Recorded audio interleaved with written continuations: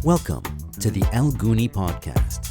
Interesting chats with interesting people on our very interesting Red Sea shores. In this episode, we chat with actor, writer, and comedian Shadi Alfons, star of the Hulu series Ramy, SNL Arabia, and more. So stick around, enjoy the talk, and don't forget to follow, like, and subscribe.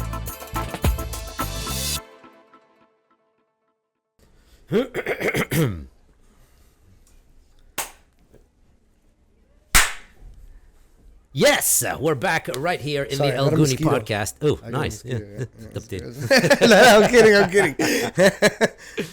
We're back here in the Gounie Podcast in our amazing Aboutique Marina booth, and we're joined with none other than actor, comedian, musician, and all-round creative superforce, Mr. Shadi Alfons. Oh, what an intro. There you go.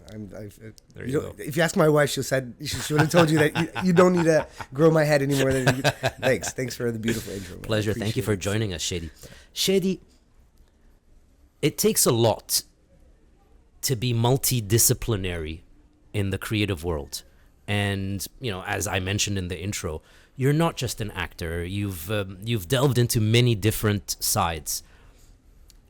Why did you decide to do that as opposed to just focus on one aspect of the trade, maybe just acting or just writing or? Well, Safi, it goes back to 1983 when I was born. It all started. In 19... No, ever since I was a very young kid, I was obsessed with everything that is media and entertainment and film and animations and voice acting and singing. It's just everything art, performing and visual arts. I was obsessed, and I knew from a very, very young age that I wanted to do not just one of these things. I want to do as many of them as I possibly could. And I'm still on that journey. I haven't even scratched the surface of the things that I want to do.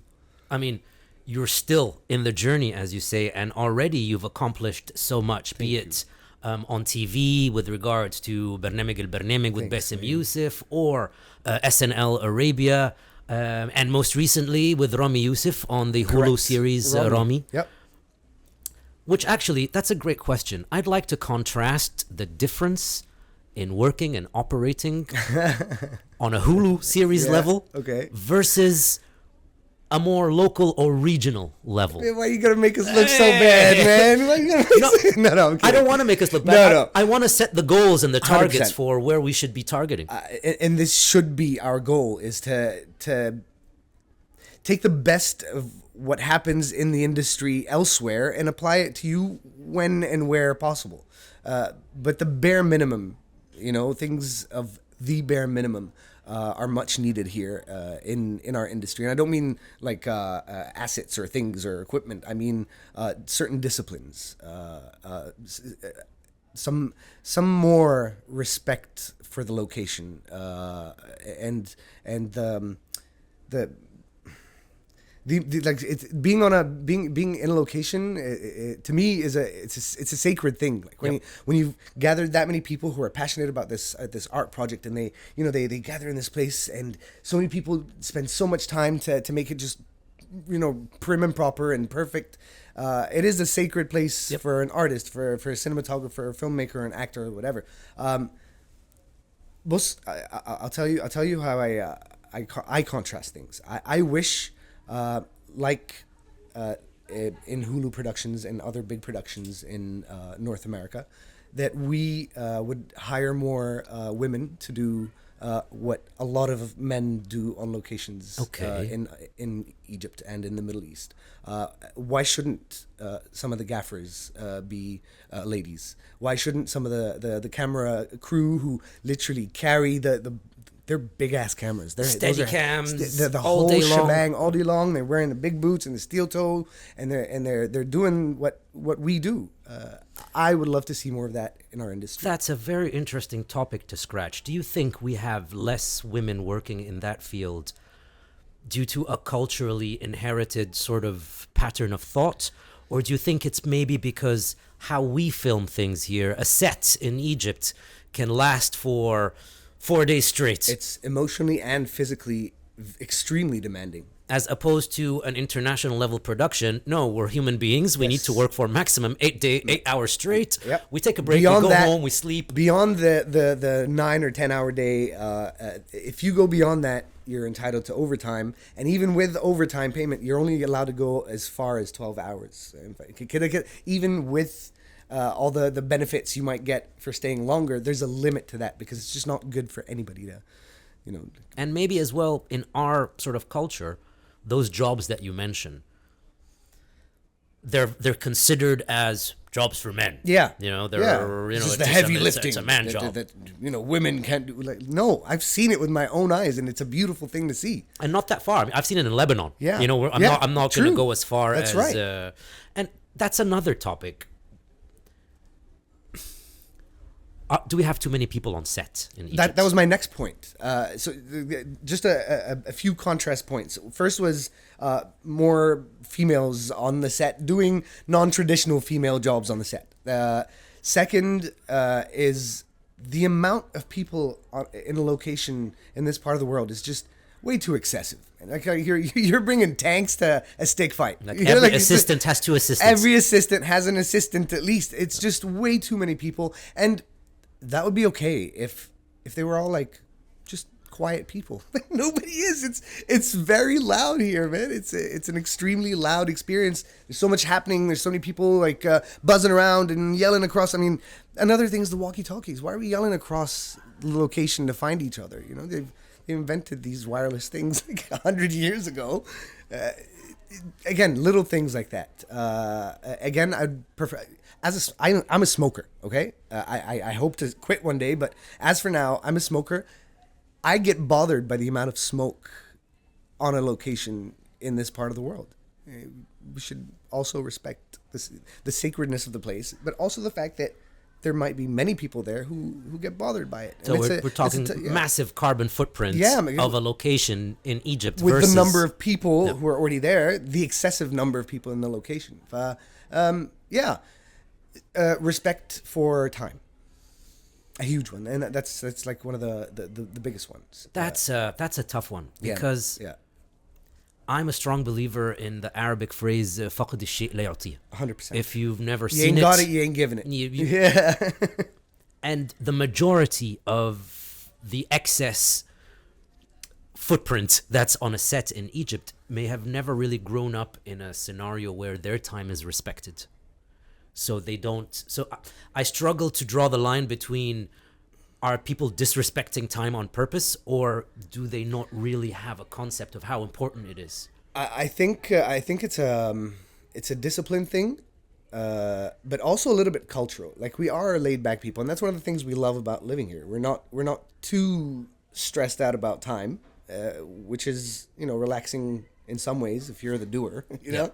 Yeah. But if you're the receiver of the lateness, it's not a good place to be, especially when you're dealing with a crew of a sizable amount of people.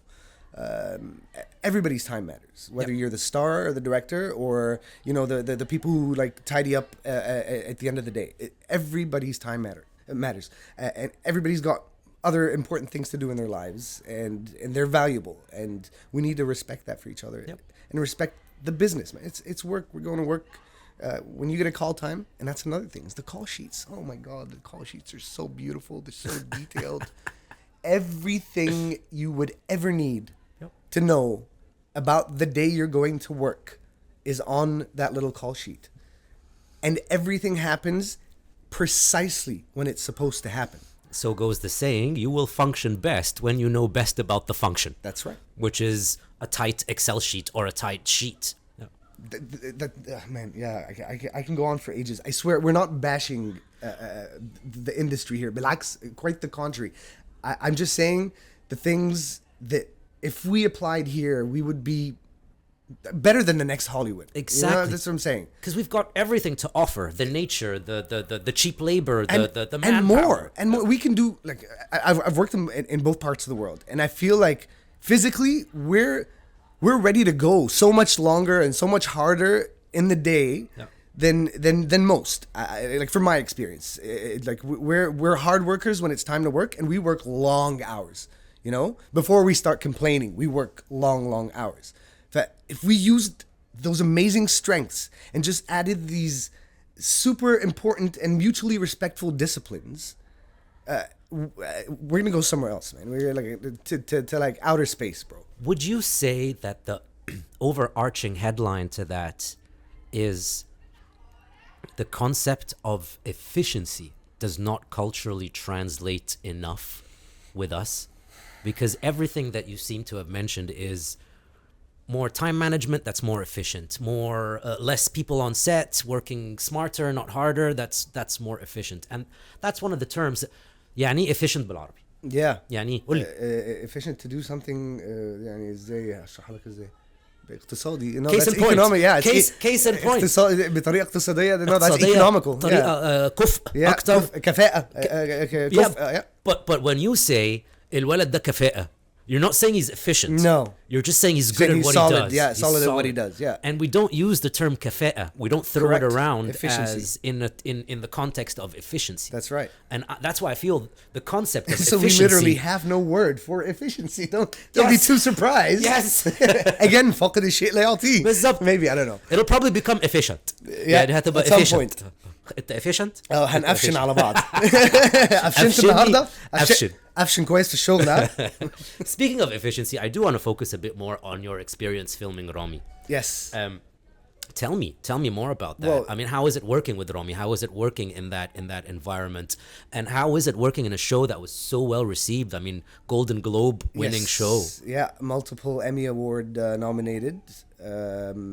Golden Globe, like you said, and a bunch of other random awards that I don't know as well because I don't live there, but they are also very important awards. First, let me say that this was definitely one of the highlights of my career, and as an individual, still learning all sorts of things about this industry. It's an absolute privilege to have been part of that show, not just in one season, but in all three. I'm like so humbled to have worked with that cast and crew and get to know people from Hulu and A24 and obviously the Ramy family, who are literally family today. Yep. Like these people come over in Egypt and they stay at our house, and you know, like we travel together. Like when I go there, I stay with them. Ramy, let me just tell you, man, this dude is, in my opinion, one of the smartest people in Hollywood. And I'm not just saying that because he's my friend. He is extremely clever with his comedy, with his choices, and with the things that he chooses to co-produce as well.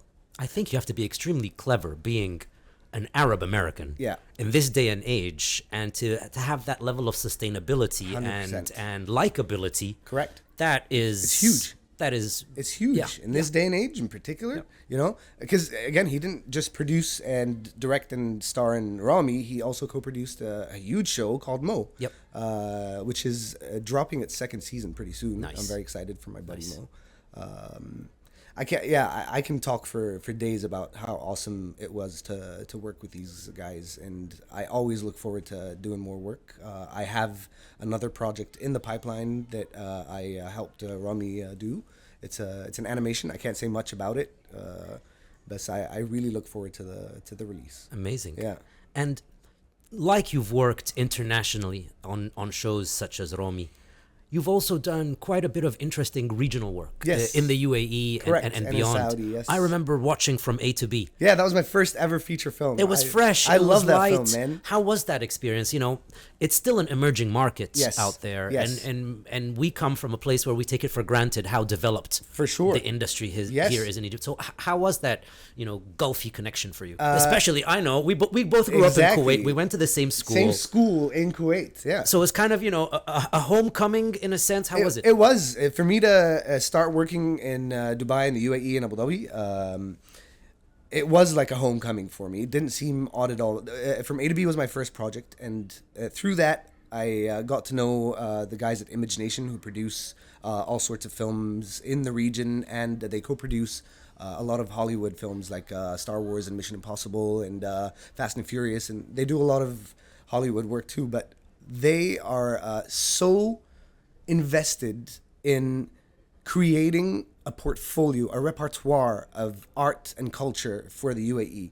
And I'm so honored and humbled to even be thought of as one of the people who get to leave a print in that, even if big or small. They don't care. When they make movies, they make beautiful quality films. Okay, it's like amazing, world-class quality films, knowing very well that these movies might not even break even, and they don't care. You know, because the way their population is, there's very few Emiratis in comparison to the amount of expats that live there. So the English-speaking films are always going to win. Yeah. Right? It's hard to sell a local Emirati or GCC film as of now. They don't care, and they keep doing it, and they keep making such wonderful stories told by their people. You know, they like to have the director and the writers and everything from the UAE with the help, obviously, of Image Nation's Western experience and their connections in Hollywood and all of that. So they really are building an industry from scratch, and I love working there. They're very efficient. Is it efficient? Efficient. Yeah. Is it? I mean, it's apples and oranges. I won't say nicer or not, but how different is it working in that environment, knowing that the movie's not necessarily being made from a commercial standpoint, but they have the assets and the funds to invest in their own culture, knowing that this will become cash positive at some point down the line. In the future, for sure. This is all work being done now for the future, so that one day the UAE and the likes will have the same status that Egypt has gotten the chance to prove to the world over the years. We're old in the game. Like we've been in it a long time, and we're established. Whether you hit like an ebb or a flow, you're gonna come back. You're always gonna.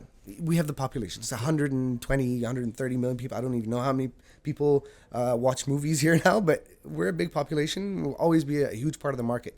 But it's nice to see some new faces in the, some new brains. Some of the most creative people I've ever met in my life are from Saudi and the UAE.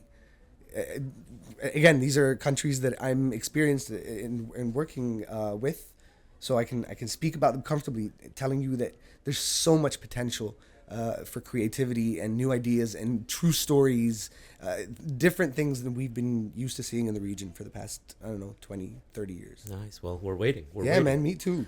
You mentioned ebb and flow. Yeah. And speaking of flow, yeah, I want to veer a bit from the screens, the silver screens, and more into the music studio. Yeah, in your introduction, you call me a musician. That's a huge fan. I dabble in music because I'm a fan, and I like to write sometimes, and I do a lot of parodies. I'm known for my parody songs, which I will never stop doing. Please don't. Those never get old. Which is actually what I want to ask about, because I've sent this one to a few of my clients. Sure.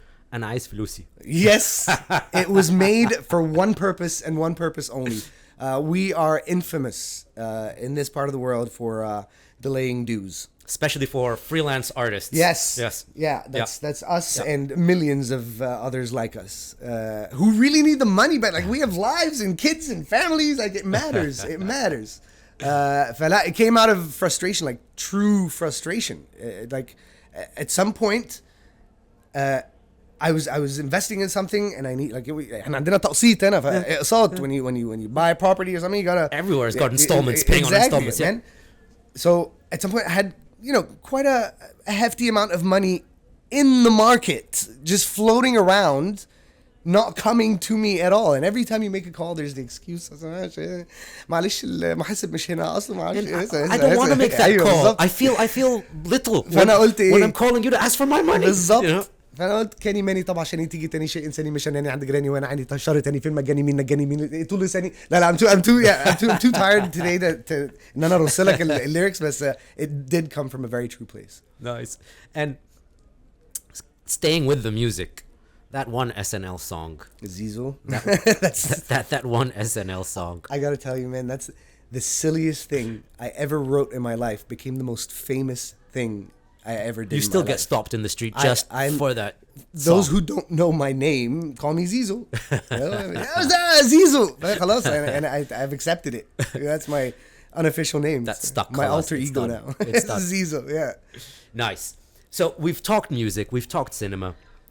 I want to talk about Shadi Al-Insan, Okay. Shadi the human. شدي حيوان. We know each other. Yes. And I know your family. Yes, you do. And You're like an uncle to my daughter, man. True story. I'm a friend to Lilo. Yes. And that's actually what I wanted to 100%. ask. I don't have a lot of friends where I consider their kids my friend, not you know My friend's kids. not my friends' kids. And as much, I'm sure a lot of that is down to her amazing personality. Sure. But a lot of that can also be down to parenting.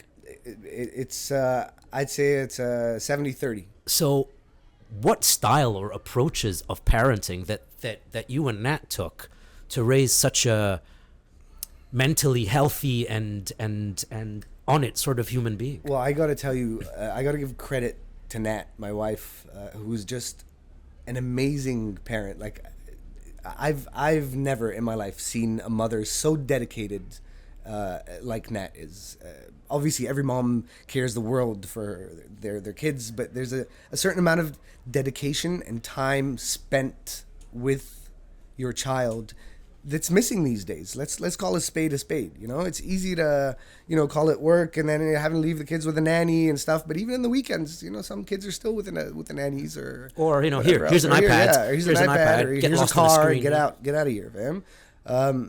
Time is everything, man. And honesty with your kids. It's priceless. Like I can't stress how important it is to be 100% honest with your kids about your feelings and your thoughts, to speak your feelings and sorry.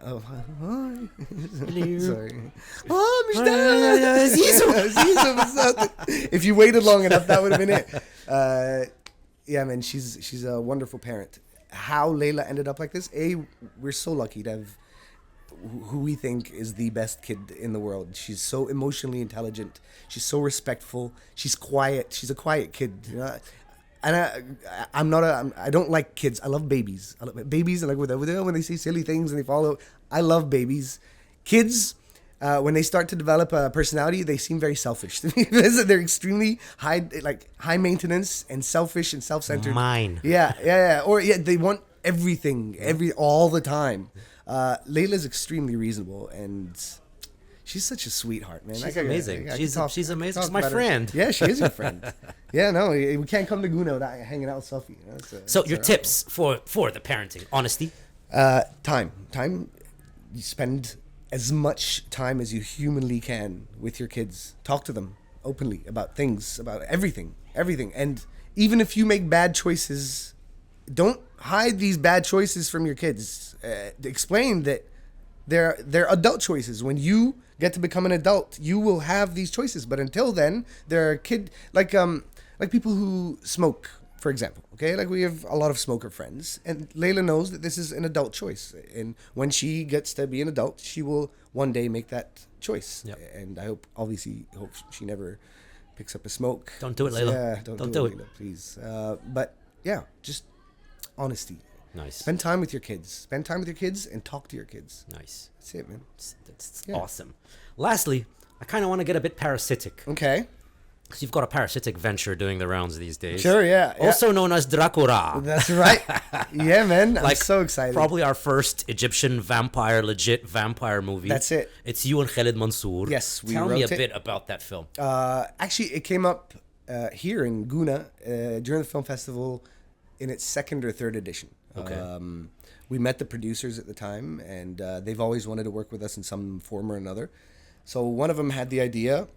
Has always wanted to do something about vampires in Egypt.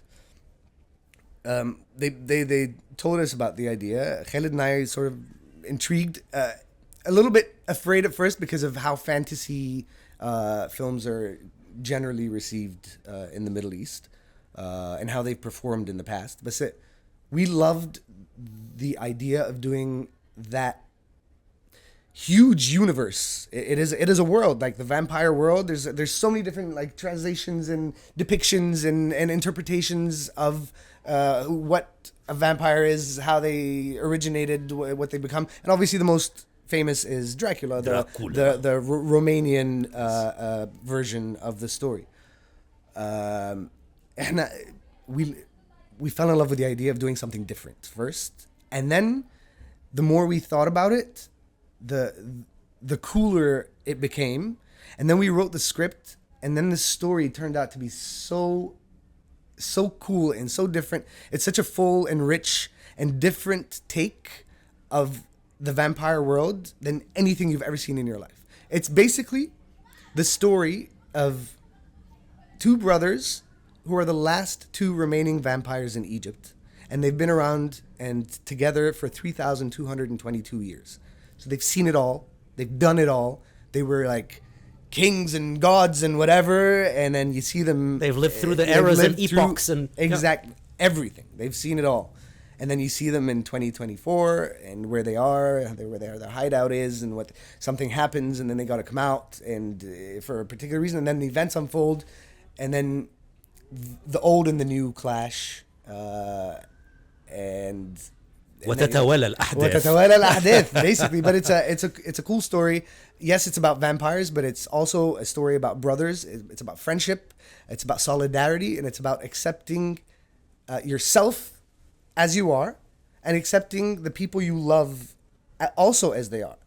You know, they are what they are. You're gonna love them regardless, and you're gonna do what you can to support them, even though you don't understand or accept what they feel or what they're going through. Nice. That's the essence of the story. Nice. It's a cool film. It's different. It's a little bit funny. It's a little bit romantic. It's a little bit of adventure, a little bit of action, and a lot of history. And every historical fact in the film is 100% accurate. It's been fact-checked. It's been fact-checked, research done. Everything you'll see through the ages is nice, historically accurate. Draa, accepting yourself as you are and accepting the people you love as they are. I couldn't think of a better way to end this. Shadi Alfons, thank you so much for joining us on the Gounie Podcast. Big love, brother. Always. Thank you for joining us. Can't wait for the next one. Yalla bina. Can I come get bits in the sequel? Please do. Yes. Please do. I'm in it. Yeah. I'm in it. I'm not biting you, but someone else will be. No. Not even Khaled. No. Khaled, no. Thanks, nice one. Thanks for joining us, Shad. Cheers. And cut. All right.